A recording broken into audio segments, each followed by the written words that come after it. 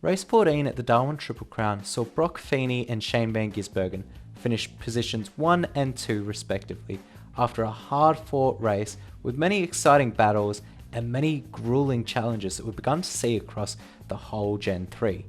The two Red Bulls fought off a fast-charging Heimgartner to be able to seal their front two spots on the podium, with Heimgartner eventually finishing third. And the race, by all means, like other Gen 3 races, has been exciting, but there's been one thing that's been missing throughout it all. And I think if you've clicked on this video, you know what I'm talking about.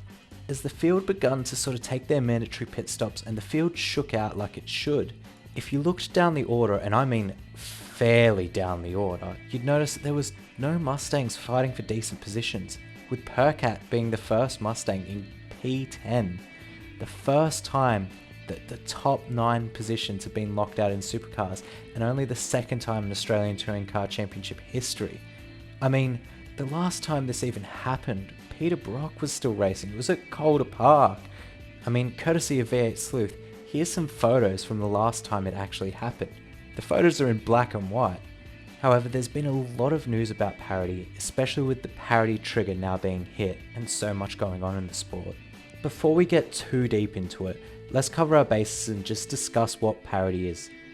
Parity is the idea of equality, and it usually regards status or pay, but in supercars it's a testament to how well the homologation matches different manufacturers. If multiple manufacturers are split by a hair in race and quali pace, and similar in fuel, tyre and aero performance, they're said to be at parity. When one car's performance and results far outweigh the others, it's said that these cars, however, aren't at parity. Let's say if drivers Lachlan McScott and Mark Ambrosio crash, their poor results aren't necessarily the fault of parity. But if James Loosecup, Marnus Skate and Shane Von Giberson win all races as part of one manufacturer, it's a sign that things aren't necessarily equal.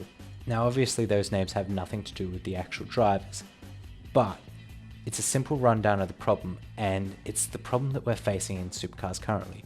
The Fords just aren't as competitive as the Camaros. And the numbers don't lie either. Ford has not crossed the finish line in first at all. Their only win has been because a team got disqualified. And despite the fact that there's more Fords on the grid this year than there was last year, the average qualifying and race finish statistics are so much worse than last year's when they were actually competitive. Now, Supercars put out a statement in regards to the parity trigger being hit and subsequent reviews of the parity between the two cars. But the statement is by and large just a non-statement, an acknowledgement that there is a problem. They're looking towards fixing it, but we're already half a year in, you know? They're confirming that the parity trigger's been hit, but it's ridiculous. It's all a bit of a farce, really. One would have presumed that they'd learnt their lessons from just a few years ago when they had parity issues, and especially the response that the drivers and the fans had.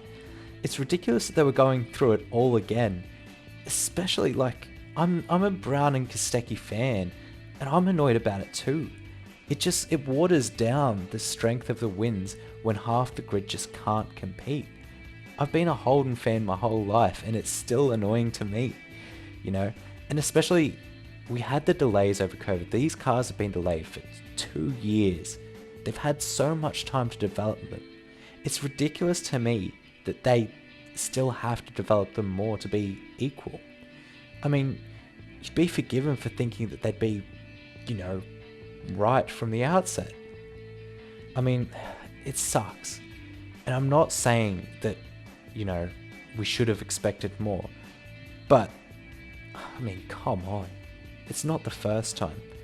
And it sucks being a fan of the drivers who are benefiting from it.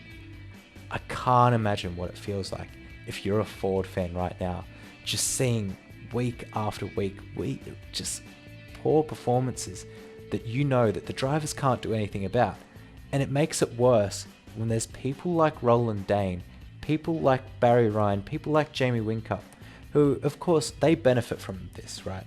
They don't want to give up their advantage, so they play it down. But everybody knows that it's just tripe. It's BS. It's not factual. It's not what it actually is. And it's just a gaslighting attempt to make the fans believe that there's no problem, to make the fans of Camaro teams, for example, spout that there's no problem when there so clearly is. It's the same sort of issues that we've seen in past parody bouts where people try and gaslight, and one of the common phrases is actually sandbagging, where they try and make it sound like the Camaros are faster only because the Mustangs are sandbagging. But I mean, halfway through the season is very late to be dropping your sandbags, isn't it? But the parity trigger has been hit, so let's discuss what that will entail. So the main difference between these cars is the difference in cornering speed. And don't get me wrong, it's only equating to about a tenth-ish per lap. It's not a huge difference, but it's enough to make them uncompetitive. So it's highly unlikely that the parity adjustments that will undergo on the Mustangs will be engine related. I'm fairly certain they'll be aerodynamic, and they'll be just to help with the cornering speed, because one of the issues with the way they test the cars is that they don't test them on corners, which sounds strange, right? But one of the main VCAT testing is just straight line. So the cornering aerodynamics aren't being put to the test, they're not being stressed to the limits. And one of the much hypothesized issues is yaw.